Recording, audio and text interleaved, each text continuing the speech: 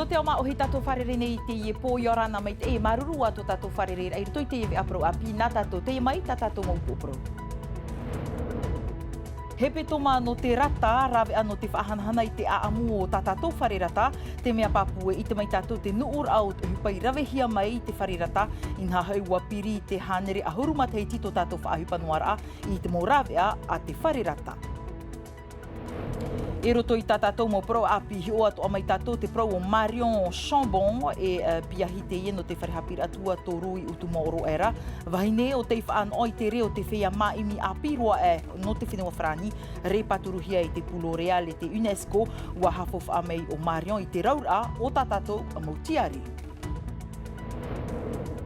E mai te omuar au taratou tau hapip ir a toro a mut au whrani mono, wa ap e matou i nga piti ahuru matoru whea api e titau nei te i toroa i te i harir a wa hap i ratou i te hiopuar ata whaahoro pre o i te hiti pro.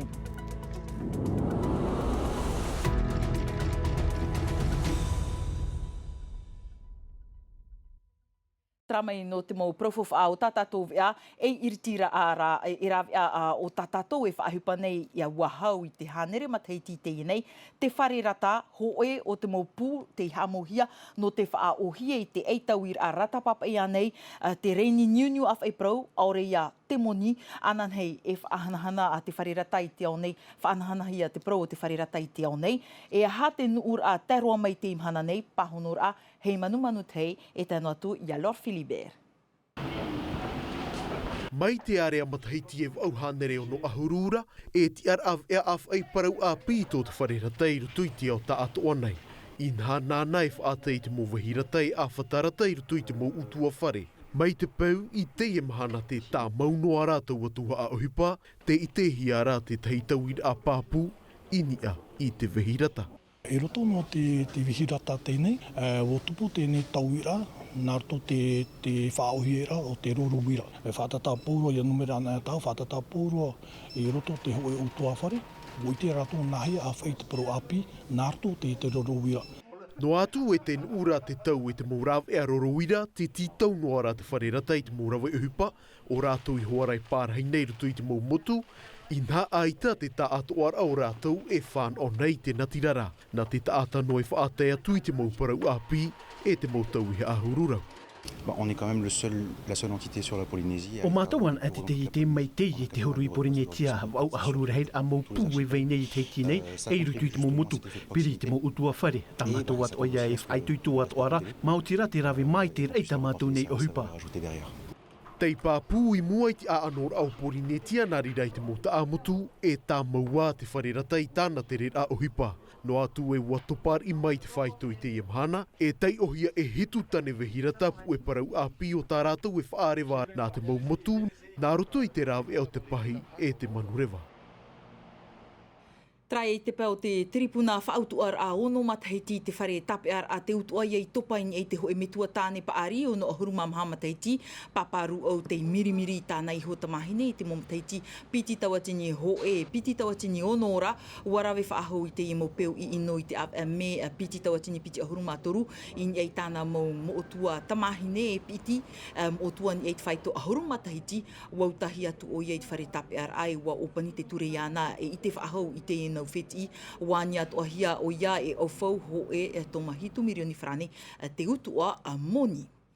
E te tei atoa prau te pūhara hia e te parua i natirara i te imhana nei, muria e te ho e whaotir a te ture, auru mamhanohora i papeari i te ie vheip inoa hia kartierapa, te whaatea hia i te ie pēawatea nei, ua whaan o te tātai i te ie mau hoho a tāweri hia i te parua i natirara, iau tāmatou mo titrotoror a, e ohipa te io te tuuhia i mua i te tripuna i te matahiti, piti tawatini ahuruma pitira, av me piti tawatini piti ahuruma toru, ua te whaotir a i ruto i te tomitera teitei, no te whaatea mai i te mau utua whare, inha hau e tuha awhenua te ie whatuhiara, e te opu whiti a te ritehei, e te tātuar au te imo pro api o ta o tō atoa e whan o mai, in ahihoaia i tā mātou ne reni natirara, Tino TV, toma piwha. Te teiprau no te tei te ermoana, muria e te whaararahia e whaai atona nei mo tere manurewa i te toru ahuru no te pa. E riro nā pitihane rewa uhupa a ermoana i te whaai anoa i ei taratora vera a uhupa. I nā hau roto i te ho e pu e prau whaatehia mai e te whaatere o te tei te manurewa. E riro te tei te i te whaanoa i te tei moni tauturu i a tamau no ātana i mira awhuwha. Te meira te mohapapura.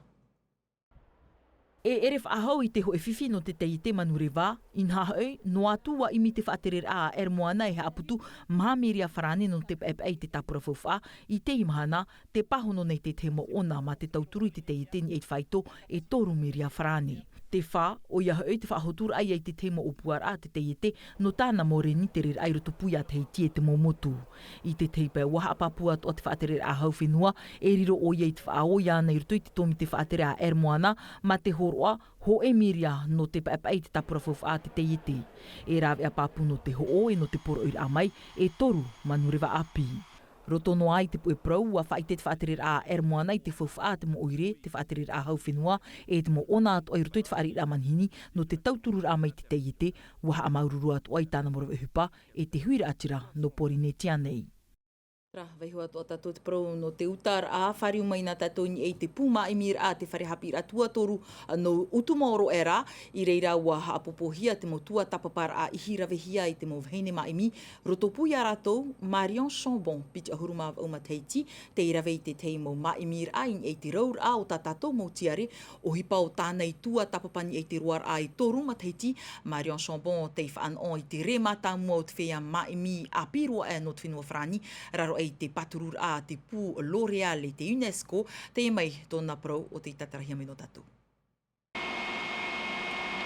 Te whaahupar ai te mōra au tupu no te rapa aur ai te tino, te ohipa i aera wehiara i te iepiahi e tītaura i te tiar a taute, no te amaha apira Fitoshimi i a Marion Chambon. Ua maumai te tiar a mātāmua no te tataur a L'Oreal UNESCO, inha te tua tapapanei o iei te whauwha o te tiare te heiti, te maar ea te tau narirei te tumu ora. E piri te turu mataiti tōna tua tapapanoar a i te imaura au. Parau mau e taihoa voi mātou te e whenua i a Porinetia. Wa haere au e whawhai te e aru, tōna he e uri hoara, i nā hā teira wau e haere mai te e pē whenua. Nā roto i te e nei opuara, i roa ai e iau e maiti te maura au tupu, o tau e whauhipana te e nei mo tuatapapara. Maiti, tāma, e whaahuahu atu e iana. No atu te hei o te mōrawe o tā te wharehap ir ai tūia whaauan ai tō te mō wharehap ir anu wharani, ai tā roa tū te mana o Marion Chambon i whati. Tāna wha i a roa ai rawera hei mōparau, in ei te e mōra au tupu o te whenua nei. E ere a tai nei ho e piahi mai ana a haru mai te i nei tiar a, no te e ratai me, te tūtonu nei o iein ei te e opuar a, e hi o atu ai e a hatu uhupa o tānei hin aro e rawe. Nā te tauia te reira e haapapu mai. Ra, mo hapapura mai rutu mai a hei manu tei e o Thomas Chabrol. I te pā o te hupa mai te te pāra piti ahuru mā toru tauri ai hap i nei te tōru o a mutu e whrani mono muri e te whaahupar a o te puhui o reia te whaaurar ata wara te hia te i whea a pi i roto i te hupa no te whea whaahuru preo o te hi opo ar ahuara a iaratou e tana tut whea o te whaahuru nei te mo piti huira here hau te ariki Davidson Bennett Desire Teiva oi o Lea Gondon te api atu i a rātou. Muria e o te whainingir ai te pēno te pap e i ti tauhia i te i mo piahi e whaohi pāro i tā rātou hapir a in ai te promu. Monsieur, je l'amène national, je fais le moteur et le frein même. Anhor au te whatopuhia i roto iho i te au au te mutu e whrani. À la conduite et à la mise en circulation du véhicule. C'est-à-dire le permis de conduire, carte grise et l'attestation d'assurance. Donc on leur demande d'avoir une attitude. Titauhia i a rātou e hupa mai te whaehaura te huru. Inha e whaehau rātou, titauhia e ha pāpū ti apara a. I te rima i a pāpū i te tāta whaahoro, e a hatu e hupa e ani hi ara iana, ia i te mai te oia i a mātou, e ia i te mai te mātou. Iana no te pāruru i a mātou, e i te tāta whaahoro ato. L'usager, le conducteur. Toru av e te mauro te horu ahi ai te mo piahi no te i hapira, Iwa tamahine e ahuru mapiti tamarua, no ka i hei e ere a teira o ia e rawe e te mo hi opuara in ai te promu. Pour être bien compris sur la route, Ia taamait e tit ataf a horo preo oit hupa o tamatu i anira. E mia ki at o ia mātou if a awharu i tamatu mo anira a nā rutu i te apar ai te rima. Ua ap ihia mātou i o tamatu if a hupa. Ia ore tit ataf a horo e a i tamatu anira e i tat o ia mātou in hen he rawe mait e tamatu o hupa. exercer notre mission qui est le contrôle routier. Te hapine mātou i a rātou, te mō rāwe a fufua, i hā rātou i a whiwhi. E hā toa te mō whea terene nani e te poromu i a whiwhi. I a hāpau me te i rātou, i hiopua me te i rātou, te hai rātou e nenhei e tape e te mō pere uira. No te hiopua ai a rātou, hiopua a te mō pro, no te whātere rā te pere uira, e no te hiopua rā te huro te tata, e whahoro rei te pere uira. Ia papu atu arai te i mo piahi, ia amo oi te tiara a mutu i frangi, te veira te mo whāturir a e whahepohia ia rātou, te aura ti tohia e auraru. Me te e rātou i a inene mai tei, e te me te e rātou te hupe te e rātou i rau, e te tō rātou te hupa, ai te e rātou i rau. I muria e te i mo hapipir a, te awhar arehe o te i mo piahi e hina arorai ti tauroa i te toroa mutu i frangi. Te taere maohi, whahupera i tata tōne vea, a te praunoa no te tata ura a mata mō te oria hipi hia, te siva awhit heiti, whanhor au te tarina hia i te mō pō no te piti ahuru mawa au e te toru ahuru no noema, i te ipepe nei wapu haramai te tomi te whaatere i te i whanhor ai ruto i te ho e ho te rei whaa, te i papua iriti hia te mo tap or ai ua mai te omuar au te i atopa, te mai te menei, toru ahuru tata te tap o mai ratou, iriti hia te tata ura no te mo tata atoa mai te pamat heiti e hau atu, te mea te ie whahia nei, e leon te ai, taata te hamo mai i te taatira te tamahi, wharehapira mata muaro no te oriahi, te mai tōna mana o, wiwihia e mere te atoe o Thomas Chabrol. I tāmatara mai te ia tata ura, e tā me te mataiti ti mua aro te whaitoa, e me oa roa te hatupuia no te mea e arhei matahiti tēnei tau ti eino ara e ia manuia me te i e whanhora. No te hoa e mraui api no tātua, no te mea e tāmei te i e ho e tātana te awara e eito no te eneo. E hiona e te imbrata mari tātātou mata oa wei, no te mea hina arto rato e tapai ho e whaito mitra ato e te mea tūrua. Hare nā me te whea nau rape e umai, ia tātou e matau, ia tātou e iria i a rato, e apo me tō rato i te ria tātou hina aru. Apo mai i te norto mai nā rape au mai e opere atu ato tātou mo i te. Tau e i te mo whea mi tamatou hare noa e mea matahiti hare te e whaaturara. Ra, te te atua a ai nā tātou ho mai te iepo, te prau o moe ana mu, e wahine hapi i ori teiti, o te whanau hia i te whenua waihi, ua paari rei te whenua marite, tōna me tua tāne no te whenua nei, e mama no te whenua Korea, no atu ua pārhei te whenua marite, ua waita amu noa o moe ana mu i tō tātou hiru atumu, tō o tā roni mu what e hohora mai no tātou. Te ori teiti, te hula, wariro na ori e piti e moemoear a no moea nā mai tōna hoa apira. Tānei whaatupurua no atu e red mea ohi i a whaatu ati te apira e te ori. It's like almost 1 o'clock in the morning right now. There have been times... Whatatai te hora hoi a ahiata e te veinei ta uhapira ai te pupui. Te teimo teime ai tawo i oto, te te teimo whiwhi e veinei ia tutawaan a oe i roto i te hoe hupa e iur hehi e oe. Especially when that thing that you love is something that's a part of you and a part of who you are. No te whaananea roa tū i tōna i te pinipini o moea nai te whanau i Porinetia i te tiurei rai honei i te heiwa tō ata o ia te orira nā mori te puputahina no uturua a anoa tua tōna taamura i tōna i hotumu. Heiwa i Tahiti has always been one of my biggest... Wariro te heiwa i Tahiti e muemuear anō u. Wa tere roa wau i Tahiti no i te papu i tō u a ai e tō uhiru a tumu. Ai tawo i paari i Tahiti, tō umitua tāne ana e awha Tahiti noa wau e ai tawo i ora i Tahiti. So I only get maybe 1/4 of that cultural perspective since I don't actually live there. Amha mataiti te nei o moena te operer ai tōna i te wharehapir a te orimana, hana maa e ori oia e tāna pupu ori i te aru i heiwar a Taste of Tahiti, rawea no te whahiro ai te peutumu rapai atu i te whenua aia.